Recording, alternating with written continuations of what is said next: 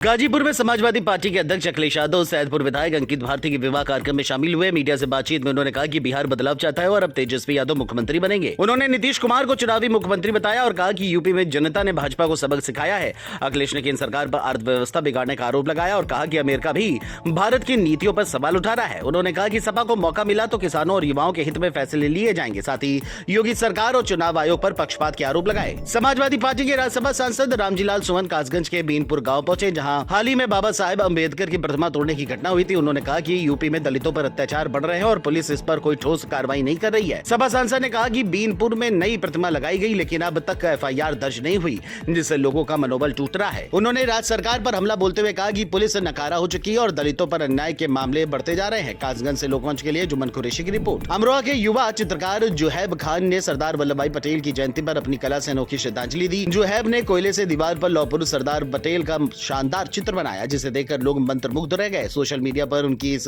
रचनात्मक कला की जमकर सराहना हो रही है। लोग कह रहे हैं ये सिर्फ चित्र नहीं, एकता और देश प्रेम का संदेश है। जुहैब ने कहा कि सरदार पटेल की सोच हर युवा के लिए प्रेरणा है। प्रतापगढ़ के भगवा चुंगी चौराहा क्षेत्र में एक तेज रफ्तार कार अचानक मिठाई की दुकान में जा घुसी। हादसे में दुकान मालिक का सिर घायल हुआ और उसकी पत्नी को भी चोटें आई। कार सवार तीनों लोग नशे की हालत में बताए जा रहे हैं। कार ने दुकान के बाहर रखी 2 स्कूटी, 2 फ्रिज और 3 काउंटर को टक्कर मार दी। घटना की सूचना मिलते ही पुलिस मौके पहुंची और क्रेन की मदद से कार को हटाया गया। कार सवारों को थाने ले जाया गया। दुकानदार ने पुलिस को तहरीर देकर कार्रवाई की मांग की है। पुलिस ने मामला दर्ज कर जांच शुरू कर दी है। मुजफ्फरनगर के थाना नई मंडी क्षेत्र में ग्राम मेघाखेड़ी में वॉलीबॉल खेलते समय 2 पक्षों में अंक को लेकर विवाद हो गया। खेल के बाद मामला बढ़ गया और एक युवक पारस को घायल कर दिया गया। उसे अस्पताल ले जाया गया, जहां इलाज के दौरान उसकी मौत हो गई।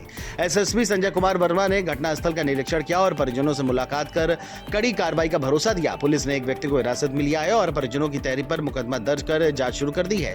फील्ड यूनिट ने मौके से साक्ष्य जुटाए हैं और पोस्टमार्टम की प्रक्रिया पूरी कराई जा रही है। देखिए, मेघाखेड़ी गांव है, मेघाखेड़ी थाना मंडी जनपद मुजफ्फरनगर। इसमें अभी एक 5 साढ़े 5 बजे वॉलीबॉल का गेम चल रहा था और उसमें आउट और राइट को लेकर, फाउल को लेकर के झगड़ा हुआ, जिसके परिदृश्य में जो है दोनों बहुत ही 19-20 साल के लड़के हैं, दोनों पक्ष। इसमें एक जो पारस नाम का लड़का है जो पीड़ित है, जिसको चाकू मारा गया है इसी गली में जो आप जहाँ पर हम लोग खड़े हैं उसके घर के सामने, और उसके बाद इलाज के दौरान युवान अस्पताल में उनकी डेथ हो गई। गोंडा में लगातार हो रही बेमौसम बारिश ने किसानों की मुश्किलें बढ़ा दी हैं। खेतों में तैयार धान की फसल पानी में डूब गई, जिससे किसानों को भारी नुकसान हुआ है। पिछले 24 घंटे से रुक रुक कर हो रही बारिश ने जनजीवन भी अस्त व्यस्त कर दिया है। गांवों से लेकर बाजारों तक पानी भर गया है और लोग बारिश से बचने के लिए अस्थायी इंतजाम करते दिख रहे हैं। किसान अब प्रशासन से मदद की उम्मीद लगाए बैठे हैं। बारिश ने एक बार फिर मेहनतकश किसानों की उम्मीदों पर पानी फेर दिया है। श्रावस्ती जिले में लगातार 3 दिनों से हो रही बारिश ने किसानों की धान की फसल को भारी नुकसान पहुंचाया है। खेतों में कटी हुई फसलें अब पानी में डूबी हुई हैं। किसानों का कहना है कि पहले सूखे ने फसल खराब की, अब बारिश ने बची खुशी उम्मीद भी खत्म कर दी है। किसानों ने बताया कि उन्होंने कर्ज लेकर फसल बोई थी, लेकिन अब पूरी फसल बर्बाद हो गई है। धान की सैकड़ों बीघा जमीन पानी में डूबी हुई है। किसानों ने सरकार से मदद और मुआवजे की मांग की है ताकि वे फिर से खेती कर सके। आपको सलीम खान। ये बताइए, लगातार 3 दिनों से बारिश हो रही है, धान को कितना नुकसान हुआ इससे? सर, बहुत ज़्यादा नुकसान हो गया है और इसमें कुछ मिलेगा नहीं, सब जाम गया है, जरवा इतने बड़े हो गए हैं। आपका कितना नुकसान हुआ है? 4.5 बीघा यहाँ पर है और 2 बीघा वहाँ पर है और 3 बीघा ये वह पार पर है, करीब 10.5 बीघा है नुकसान हुआ है जी। और पूरे गांव का मिला के कितना नुकसान हुआ? पूरे गांव का तो सैकड़ों बीघा नुकसान हुआ है।